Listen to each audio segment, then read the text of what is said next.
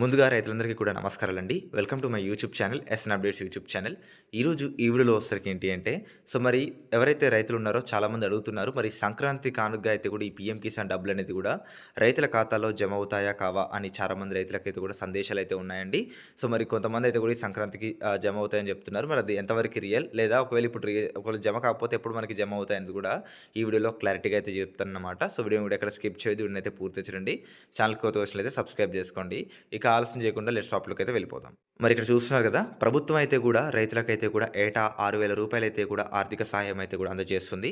మరి ఈ మొత్తాన్నయితే కూడా పీఎం కిసాన్ సామాన్ నిధి యోజన కింద డెబిట్ ద్వారా రైతుల ఖాతాలో అయితే కూడా బదిలీ చేస్తున్నారు. మరి ప్రతి 4 నెలల వ్యవధిలో అయితే కూడా 3 విడతలుగా అయితే కూడా రూ. 2,000 అయితే కూడా 2,000 చొప్పున అయితే కూడా రైతుల ఖాతాలో అయితే కూడా జమ చేస్తుంది కేంద్రం. మరి ప్రస్తుతం ఈ పథకంలో అయితే కూడా 18 వాయిదాలు అయితే కూడా విడుదలయ్యాయి. ఇప్పుడైతే మరి మనకి రైతుల ఖాతాలో అయితే కూడా తదుపరి విడత కోసం అయితే కూడా ఎదురు చూస్తున్నారనమాట. మరి చివరి విడత అయితే అంటే 18వ విడత అయితే కూడా అక్టోబర్‌లో అయితే కూడా విడుదలైంది.